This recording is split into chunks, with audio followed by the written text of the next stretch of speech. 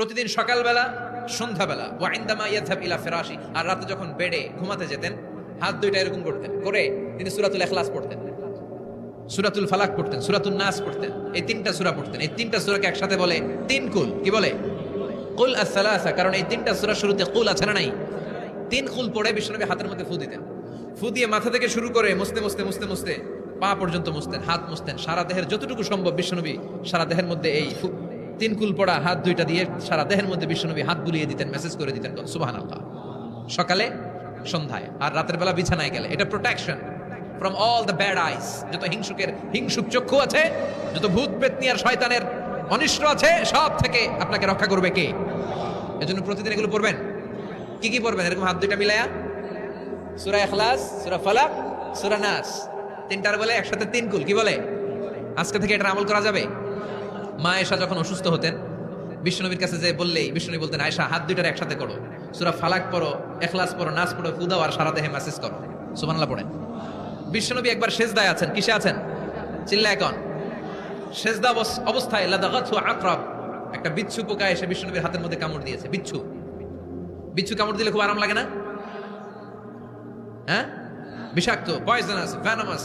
বিশ্বনবী ব্যথা পাচ্ছেন, প্রচন্ড ব্যথায় বিশ্বনবী অস্থির। বিশ্বনবী বললেন, লানাতুল্লাহি আলাল আকরাব, এই বিচ্ছুর উপর আল্লাহর লানত। এটা মুসল্লিও চিনে না, নবীও চিনে না, কোন জায়গায় কামড় দিতে হবে এটাও জানে না। কিন্তু কামড় দিয়েছে, ব্যথায় কাতরাচ্ছে। বিশ্বনবী বললেন, লবণের পানি গরম দাও, আঙ্গুলের উপরে ঢালো। লবণের পানি গরম দিয়ে আঙ্গুলের উপরে ঢালতে শুরু করে দিল। বিশ্বনবী পড়তে আরম্ভ করলো, কুল হুয়াল্লাহু আহাদ আল্লাহুস সামাদ লাম ইয়ালিদ ওয়া লাম ইউলাদ ওয়া লাম ইয়াকুল লাহু কুফুয়ান আহাদ। পড়েন সুবহানাল্লাহ। এজন্য ব্যথা পেলে, সাপে কামড়ালে, বিচ্ছু কামড়ালে, বল্লা কামড়ালে, মধুপোকা কামড়ালে কি করবেন?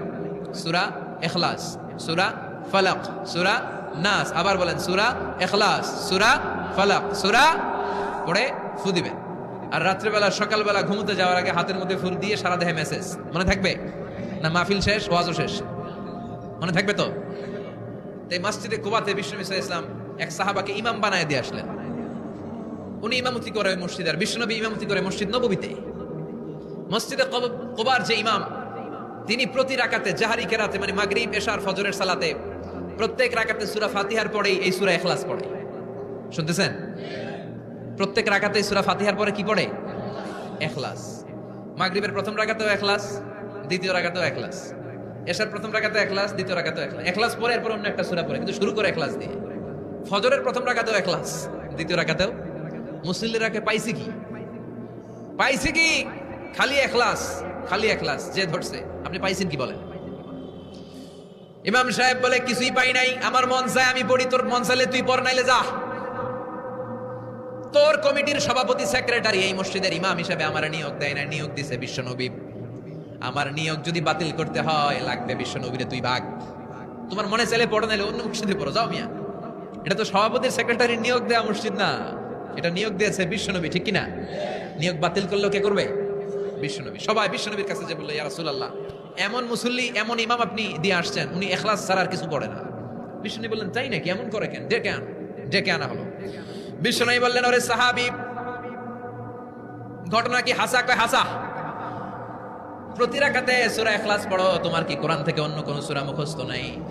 সাহাবী বলে, নবী, সব মুখস্থ আছে, কিন্তু এই সূরাটা আমার পড়তে ভালো লাগে, কারণ ফিহি সিফাতুর রহমান, এই সূরার ভেতরে আমার আল্লাহর পরিচয় আছে গো নবী। আমার আল্লাহর পরিচয়টা খুব সুন্দর করে দেয়া, আমার রবের কথা এই সূরার পরতে পরতে পাওয়া যায়, এজন্য এই সূরাটা পড়তে আমি বড্ড ভালোবাসি। বিশ্বনবী বললেন, ইমামতি যাবে না, তোরটা পার্মানেন্ট হয়েছে। আল্লাহু আকবার। তোর ইমামতি পার্মানেন্ট করে দিলাম, যেমনে পড়াইতি এমনিই পড়াবি। প্রতি রাকাতে এই সূরাতুল ইখলাস তুমি পড়ো, সমস্যা নাই। এই যে তুমি সূরাতুল ইখলাস পড়ো, সূরাতুল ইখলাসকে ভালোবাসো, আল্লাহ বলেছেন এই ইখলাসের ভালোবাসার কারণে কিয়ামতের দিন আল্লাহ তোরে জান্নাতে ঢুকায়া দিবে। ইখলাসের ভালোবাসার কারণে আনতা মিন আহলিল জান্নাহ, তুমি জান্নাতে যাবা। হুব্বুকা ইয়াহা ইউদখিলুকাল জান্নাহ, এই সূরার ভালোবাসাই তোমার জান্নাতে ঢুকায়া দিবে। সুবহানাল্লাহ পড়েন। এজন্য সূরা বেশি বেশি পড়তে রাজি আছেন তো? বিশ্বনবী